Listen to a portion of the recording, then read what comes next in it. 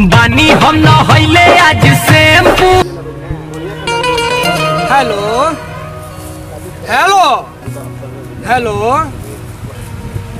का हाल बा हो पोपो हमार मोबाइलवा का चूल्ही में रखले बारू अपना कबे से लगावतानी हो।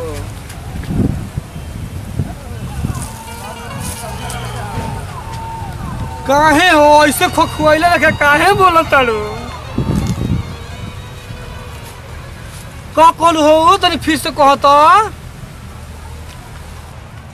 का फिर से तनी कह तो का कॉल हो। हम दोसर लड़की पटाली ना ना ना ना हमारा से तो एगो बकरी हो ना पटियसन हो। ना ना ना देखो जूली हमारा संगे ऐसा मत कर तोरा बिना हम कैसे जियब हो। ना तोरा बिना हमार सुबह होई ना रात होई ना शाम होई ना कोनो धाम होई बताब। तो सुना एगो बात हमार फोन रख तरू नु तो रख साफ साफ बोल दे तरी 10 मिनट के बाद यदि हमारा भी फोन ना आइल तो हमार मरल मुँहे देखबू तू जान जाइ। ठीक बा रख।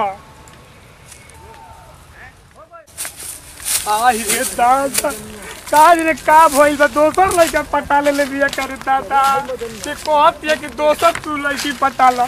हमारा तो साला जिंदगी में कबो एगो ना भैंसा पटल सन ना कोनो बकरी पटली सन। अब बतावा ई लइके कहत है दोसर पटावे का हमारा बस के बात नहीं है। तेरी डोली मेरी अर्थी कहाँ तहरा से कम बानी। अरे अरे अरे हो कौन गिरा फार आइल बा रे हो दे कौन गिरा फार आइल बा। चल चल तो देखल जाता चल चल चल।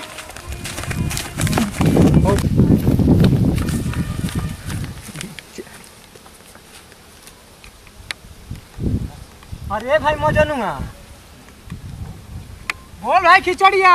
अरे तो लागत कि हमनी के संगतिया कहो अरे पलट पलट तो देखल जाता पलट। अरे हो रे मरती अरे रुक रुक चेक कर दे। रे कौवा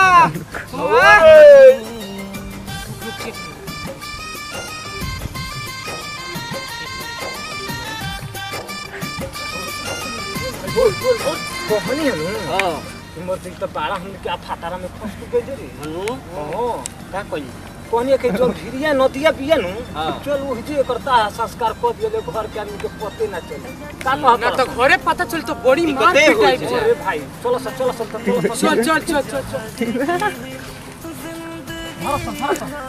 जल्दी जल्दी करो सब कुछ देख मत। अरे भाई हमने के कौवा चल गए। इरादा तू कहाँ जानी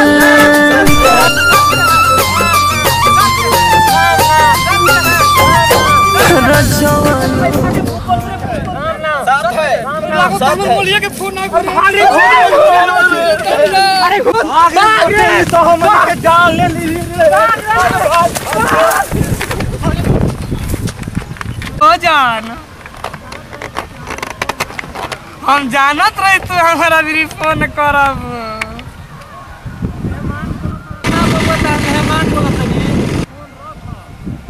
मेहमान बोलो तो चाहे आर्मी के जवान बोलो तो फोन रख। हमार साला अपने दिमाग गरम होके नली में दहता। रख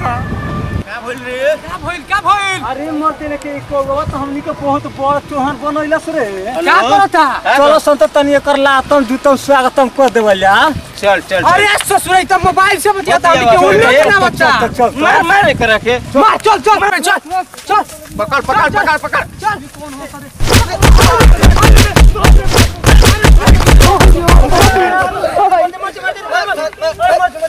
ये ससुरा हमें क्यों नहीं बनाता